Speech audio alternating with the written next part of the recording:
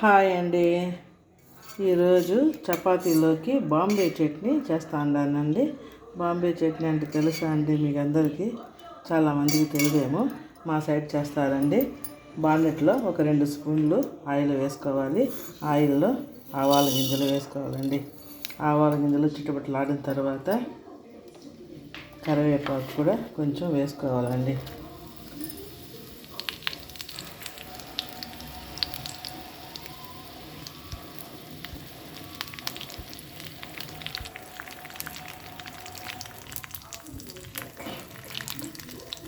వేసుకున్న తర్వాత చిటపట్లాడిన తర్వాత దీంట్లోకి టమాటా, ఎర్రగడ్డ, పచ్చిమిరపకాయలు వేసుకోవాలి.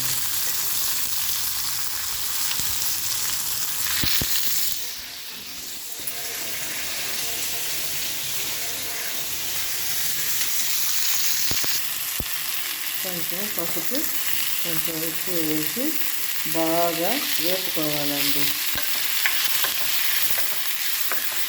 బాగా ఇది కొంచెము టమాటాలు బాగా మెత్తబడాలి.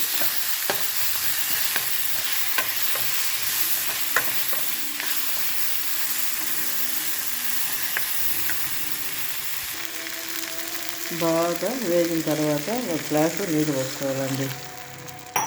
ఈ నీళ్ళు బాగా కాగే లోపల మనము శనగపిండి ఒక స్పూన్ తీసుకొని వాటర్లో బాగా కలయబెట్టుకోవాలండి.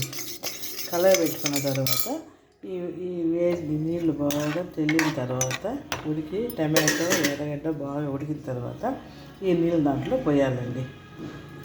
ఇది కలిపి పెట్టుకున్నాం కదా, దీన్ని ఆ వాటర్లో నీళ్ళు బాగా కాగినాయండి. దీన్ని కలబెట్టుకున్న దాన్ని శనగపిండి వాటర్ వేసి కలబెట్టుకున్నాం కానీ దాన్ని దీంట్లో పోసేయాలండి. పోసిన తర్వాత స్టవ్ని సిమ్లో పెట్టుకోవాలండి. సిమ్లో పెట్టుకొని దీన్ని బాగా కలయబెట్టాలండి. దీన్ని ఎక్కువ మంట ఎక్కువ పెట్టినంటే విరిగిపోయినట్టుగా కనబడుతుందండి. అందుకని మనము సిమ్లో పెట్టుకొని కొంచెంసేపు ఆ శనగపిండి ఉడికేంతసేపు పెట్టుకొని కలయబెట్టుకోవాలండి. అంతే అండి, శనగపిండి పులుసు రెడీ అండి. దీన్ని బాంబే చట్నీ అంటారండి. శనగపిండితో చేసేది కాబట్టి దీన్ని బాంబే చట్నీ అంటారండి. కొత్తిమీర వేసుకునేసి బాగా కలయబెట్టుకోవాలండి. ఇంతే అండి, చూడండి బాగా దగ్గరికి వచ్చేసింది. బాంబే చట్నీ రెడీ.